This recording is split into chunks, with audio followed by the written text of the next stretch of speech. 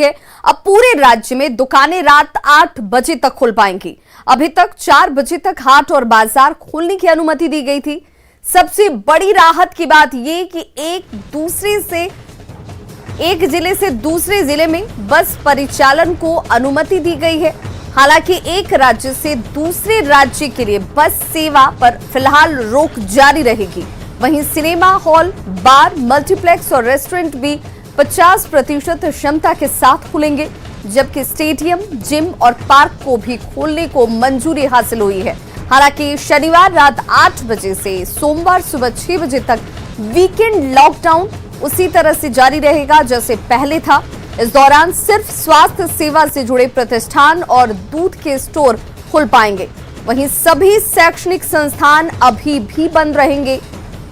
Banquet hall और सामुदायिक भवन को खोलने की इजाजत मिली है, लेकिन 50 से ज्यादा लोगों के जुटने पर इस पर प्रतिबंध लग सकता है। और इसी के साथ धार्मिक स्थल पर श्रद्धालुओं के प्रवेश फिलहाल बंद रहेंगे। मेला, प्रदर्शन और जुलूस पर रोक पहले की तरह अभी भी जारी रहेगी।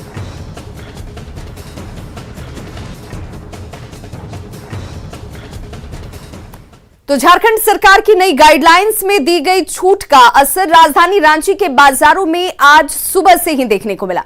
लालपुर बाजार में आम दिनों की तुलना में आज ज्यादा भीड़ नजर आई।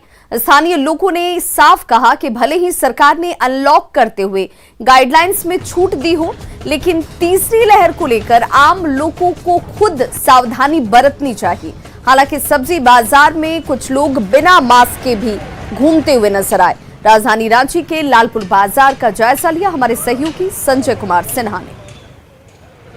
राज्य सरकार की ताज़ा गाइडलाइंस के बाद अनलॉक में कई बदलाव किए गए हैं। अब राजधानी समेत राज्य भर के तमाम बाजार रात 8 बजे तक खुले रहेंगे।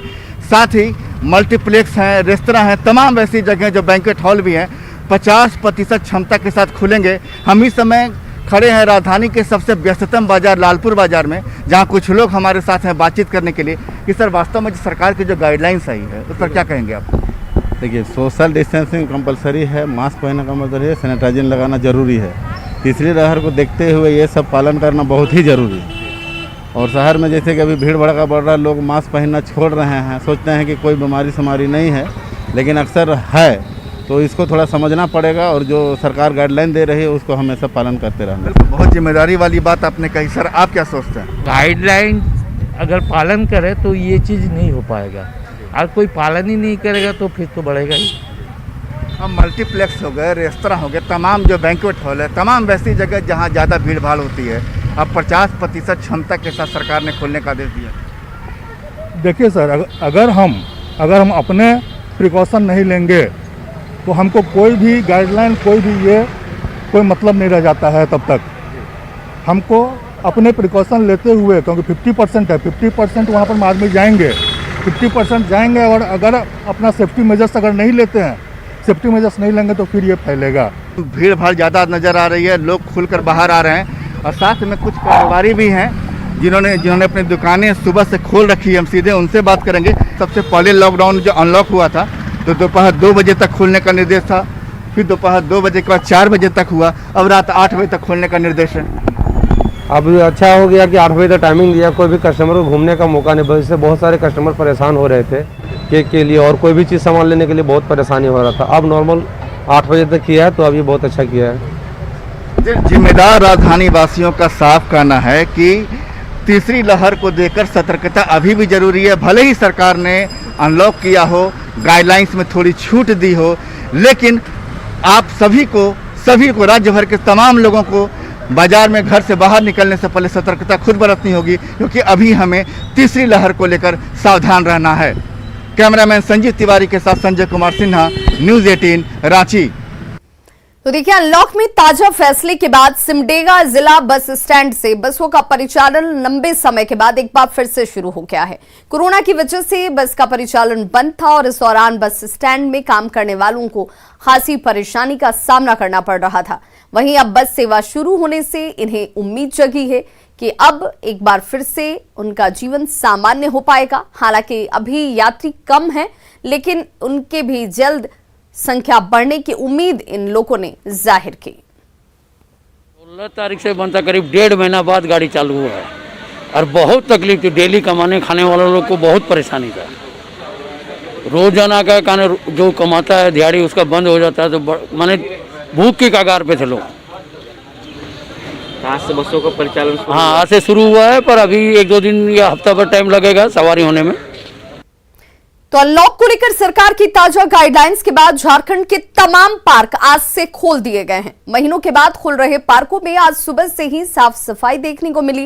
राजधानी के सिद्धो कान्हो पार्क समेत सभी पार्कों में साफ सफाई का दौर जारी है। हालांकि आज पहले दिन पार्क में मॉर्निंग वॉकर्स नजर नहीं आए। राज्य सरकार की ओर से पार्क में पहुंचने वाले तमाम लोगों को सामाजिक दूरी समेत दूसरे नियमों के पालन के निर्देश दिए गए हैं।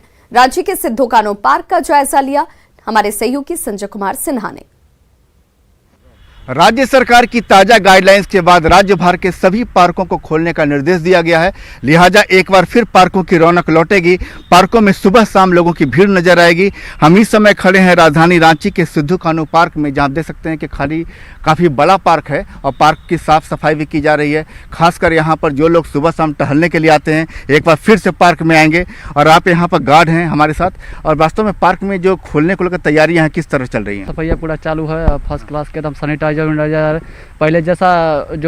पहले जैसा खुला था वैसा ही अनुसार साफ सफाई चल रहा है। और पब्लिक लोग आएगा, सब बढ़िया लगेगा। हम लोग ही बंद हो रहा था तब बोर हम लोग भी हो रहे थे, और सब पब्लिक और सरकार का भी बहुत खुशी की बात है कि पार्क खुल गया और बढ़िया है, और सब ऑक्सीजन सब मिलेगा बढ़िया फर्स्ट पूरी तरह से। पार्क खोलने का जो निर्देश सरकार का आया है, जो पार्क के माली हैं गार्ड हैं वो भी स्वागत कर रहे हैं, क्योंकि वो भी अकेले बोर हो गए थे। और जो झूले आप देख रहे हैं, झूले महीनों से शांत पड़े हैं। एक बार फिर बच्चे इस झूले में झूलते हुए आपको नजर आएंगे। पार्क की रौनक एक बार फिर लौटेगी। साथ ही जिस ऑक्सीजन के लिए अस्पताल में हाई तबाह मची है, वो ऑक्सीजन आप सीधे पार्क में आकर नेचुरल ऑक्सीजन ले सकते हैं। साथ ही सरकार की गाइडलाइंस में ये भी है कि आप जब पार्क आएं तो सामाजिक दूरी का पालन करें, मास्क जो है सैनिटाइजर सभी का इस्तेमाल करें। कैमरामैन संजीत तिवारी के साथ संजय कुमार सिन्हा, न्यूज़ 18 रांची। हजारीबाग के 2 किसानों को प्रधानमंत्री नरेंद्र मोदी से बात करने का मौका मिला है। पीएम मोदी आज किसान फुलेश्वर महतो और अशोक मेहता से वीडियो कॉन्फ्रेंसिंग के जरिए उनकी सफलता की कहानी जानेंगे।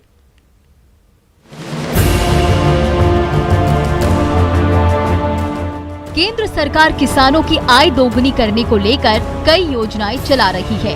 उसी में से एक है ई-नाम यानी नेशनल एग्रीकल्चर मार्केट और एफपीओ यानी फॉरवर्ड प्रोडक्शन ऑर्गेनाइजेशन, जो किसानों के अन्न उत्पादन से लेकर बाजार तक मुहैया कराता है। और इसी ई-नाम और एफपीओ के जरिए हजारीबाग के 2 किसानों की सफलता की कहानी अब प्रधानमंत्री नरेंद्र मोदी तक पहुंच गई है, जिससे पीएम नरेंद्र मोदी और हजारीबाग के किसान फुलेश्वर महतो और अशोक मेहता से बात करेंगे। इन दोनों किसानों ने इलाके के कई किसानों को भी ई-नाम से जुड़ने के लिए प्रेरित किया है। किसानों के उत्पाद को हम बेच नहीं पाते थे अपने लोकल मंडी में, आज ई-नाम के माध्यम में हम जिले के दूसरे मंडियों तक भेज करके अच्छा फायदा हो रहा है। जबकि यहाँ हमारा रेट 5 रुपये मिलता था, आज दूसरे मंडी में हम 12 से 13 रुपया तक हम उसको बेच रहे हैं। लेकिन ई-नाम जब से आया है, जब हम लोग ई-नाम से अपना ट्रेड कर रहे हैं, अपना उत्पाद को बेच पा रहे हैं, तो मजबूरी नहीं है कि हमको आज ही के आज बेच देना है। हम अपना माल यदि सही दाम लगा, व्यापारी वहाँ बहुत सारे ऑनलाइन में होते हैं, और जब सही दाम लगता है तभी हम लोग बेच पाते हैं, क्योंकि वहाँ ऑनलाइन में किसी को पता नहीं चलता है कि दूसरा व्यापारी कितना दाम बोल रहा है। ई-नाम पोर्टल के जरिए किसानों की पैदावार की खरीद बिक्री के डिजिटल भुगतान मामले में हजारीबाग देश में अव्वल रहा है। इसमें हजारीबाग बाजार समिति का भी विशेष योगदान रहा है। बाजार समिति के सचिव राकेश कुमार सिंह की माने तो हजारीबाग के दोनों किसानों ने एफपीओ के जरिए व्यापार करने में देश के रोल मॉडल रहे हैं। इनके ट्रेड के आधार पर ही हुआ है। ये इन्होंने रेगुलर ई-नाम पोर्टल के माध्यम से ट्रेड किया है, और भारत सरकार के जो नई जो ट्रेडिंग के उनके सिस्टम आए हैं, जैसे फार्म गेट मॉड्यूल है, जैसे एफपीओ मॉड्यूल है, इन्होंने एफपीओ और फार्म गेट मॉड्यूल का उपयोग करते हुए भी काफ़ी ट्रेड किया है। इसी को देखते हुए जो है एसएफएससी के द्वारा जो है इनका चयन किया गया है।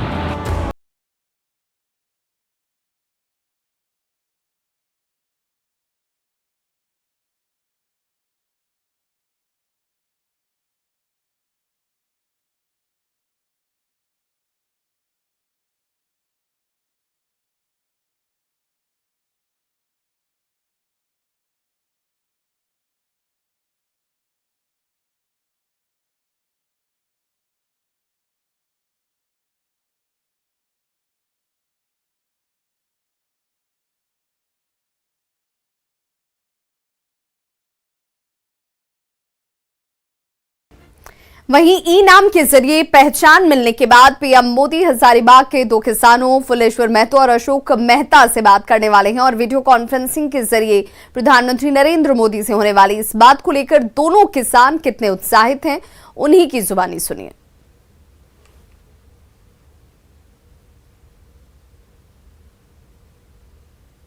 प्रधानमंत्री जी का जो हम लोगों से बात करने जा रहे हैं, इसमें हमें बहुत ही खुशी जाहिर हो रहा है, क्योंकि हमने ई नाम से जुड़ करके जो अच्छा काम किया था, किसानों के उत्पाद को बेचा और अच्छा, ये तो हमारे लिए इससे खुशी की बात तो कुछ नहीं हो सकती है, क्योंकि हमारे देश के यशस्वी प्रधानमंत्री माननीय मोदी जी हमसे जब बात करेंगे तो एक तो हमारे लिए गौरव का पल होगा।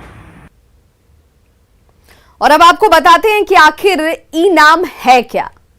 ई नाम एक पैन इंडिया इलेक्ट्रॉनिक व्यापार पोर्टल है, जिसके जरिए देखिए इस ऐप के जरिए ई नाम एक पैन इंडिया इलेक्ट्रॉनिक पोर्टल और राष्ट्रीय कृषि बाजार योजना के नाम से इसे जाना जाता है। पोर्टल के जरिए ऑनलाइन फसल आप बेच सकते हैं और किसान देश भर में कहीं पर भी अपनी फसल को बेचने के लिए आजाद हैं। फसल बेचने के बाद बैंक अकाउंट में रकम जो है वो सीधे आती है और ऐसे में इस ई नाम के जरिए जो किसान हैं वो स्वावलंबी बन रहे हैं, अच्छी कमाई कर रहे हैं और उनके लिए बाजार खुले हुए हैं। देश भर में कहीं पर भी उन्हें इस बात की आजादी है कि वो अपनी फसल को सही दाम पर बेच सकते हैं और उसका मुनाफा उन्हें सीधे उनके अकाउंट में पहुंचता है। फसल बेचने के बाद जो रकम होती है मुनाफे की, वो उनके सीधे खाते में आती है और स्वावलंबी बनने की दिशा में ई नाम पोर्टल जो है वो किसानों के बेहद काम आता हुआ, जिसमें झारखंड से 2 किसानों का चयन और आज उनके साथ प्रधानमंत्री नरेंद्र मोदी की बातचीत होने वाली है। रांची के बाजार में 10 एकड़ 88 डिसमिल की जमीन को लेकर खींचतान मची हुई है। हालात ये है कि इसमें रांची उपायुक्त ही कटघरे में खड़े नजर आते हैं। कुछ लोगों की जमीन पर माफियाओं की नजर क्या पड़ी, पूरा परिवार आत्मदाह करने पहुंच गया, जिसके बाद बवाल मचा हुआ है। जमीन के लिए छिड़ी जंग। हम लोग को जब लिख के दिया है तो हम यहाँ नहीं आ सकते हैं। आमने सामने रैयत और प्रशासन।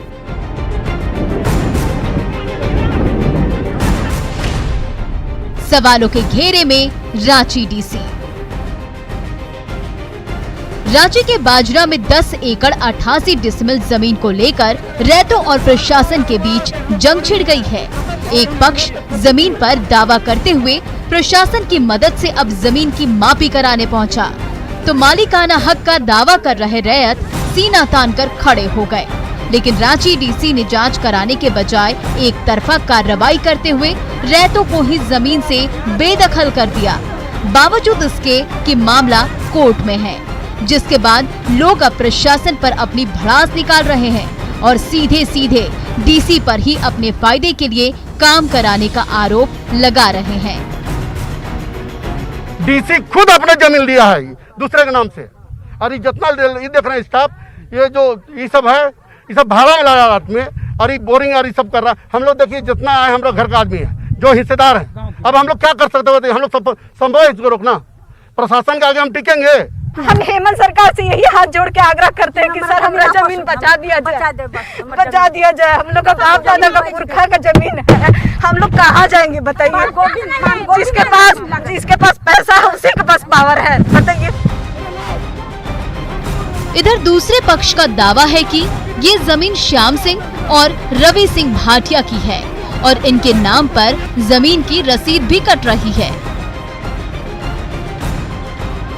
यदि आपका पेपर होगा, ये पहले भी बोले थे कि जिस दिन अगर उसका रसीद कट जाएगा तो जमीन को छोड़ देंगे, ये बोला था।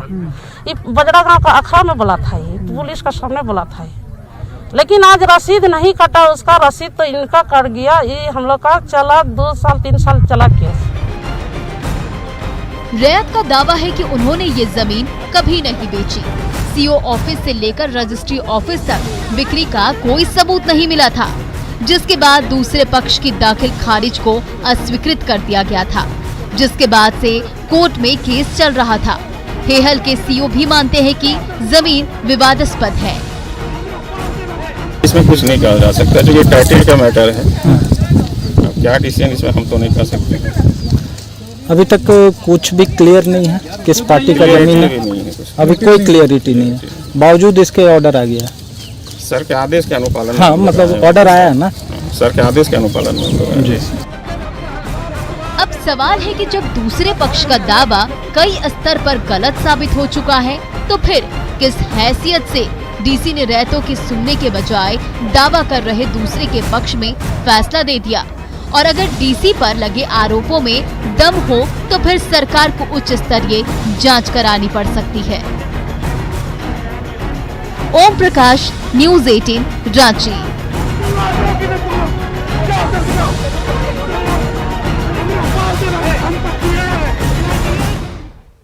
रांची के अरगोड़ा में रैयतों की जमीन पर कब्जे का मामला लगातार तूल पकड़ता जा रहा है। इस मामले में बीजेपी ने रांची उपायुक्त पर जमकर हमला बोला और अंचलाधिकारी पर दबाव डालने का आरोप लगाया। बीजेपी के प्रदेश महामंत्री आदित्य साहू ने मुख्यमंत्री हेमंत सोरेन से रांची डीसी को उनके पद से हटाने की मांग की है। रांची डीसी जब भी जहां इनकी पदस्थापना होती है, किन्हीं न किन्हीं कारणों से विवादास्पद रहते हैं।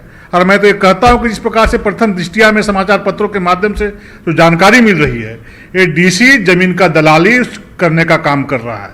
इसलिए ऐसे भ्रष्ट डीसी को तत्काल सरकार को और आदरणीय हेमंत सोरेन जी को रांची से निकाल बाहर करना चाहिए। मैं तो कहूँ झारखंड से इसको निकाल बाहर करना चाहिए, क्योंकि जो मूलवासी और जो खतियानदारी हैं उसके साथ ये अन्याय करने का काम कर रहा है। और नहीं तो हम लोग भारतीय जनता पार्टी इस डीसी के विरोध में धरना प्रदर्शन करने का काम करेंगे और इनको झारखंड से निकाल बाहर करने का काम करेंगे।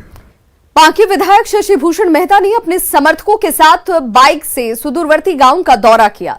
वहां उन्होंने ग्रामीणों से बातचीत की। वृद्धा पेंशन और आवास योजना से जुड़ी समस्याओं पर ग्रामीणों से उन्होंने बात की। हालांकि इस दौरान विधायक शशि भूषण मेहता बिना मास्क के नजर आए। वो बाइक पर बिना मास्क ही घूमते रहे।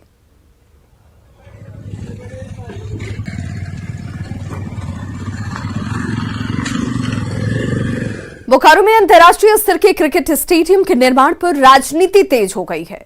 बोकारो विधायक बिरंची नारायण पर दिए जेएमएम जिला अध्यक्ष के बयान पर बीजेपी ने जमकर निशाना साधा। बीजेपी जिला अध्यक्ष ने हीरालाल मांझी के बयान को अमर्यादित बताया। साथ ही उन्होंने कहा कि अधिकारियों को विस्थापितों की बातों को जरूर सुनना चाहिए।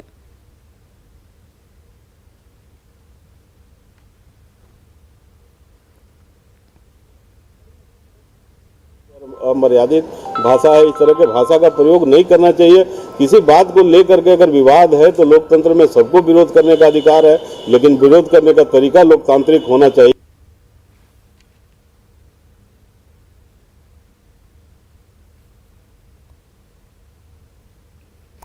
वहीं माले विधायक विनोद सिंह ने कहा है कि विस्थापितों की बातों को अगर प्रशासन ने नहीं सुना तो वे मामले को विधानसभा में उठाएंगे।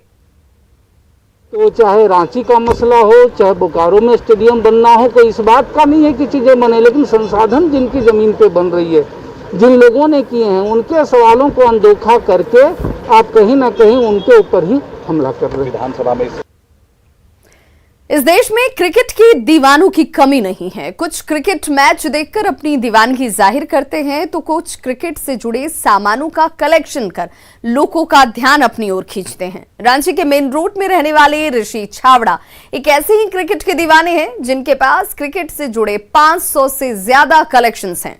ऋषि की पत्नी राधिका भी क्रिकेट की बहुत बड़ी फैन है और पति पत्नी अक्सर क्रिकेट मैच का लुत्फ उठाने देश भर के साथ साथ विदेशों का भी सफर करते हैं। ऋषि छाबड़ा के क्रिकेट कलेक्शंस का जायजा लिया संवाददाता संजय कुमार सिन्हा ने।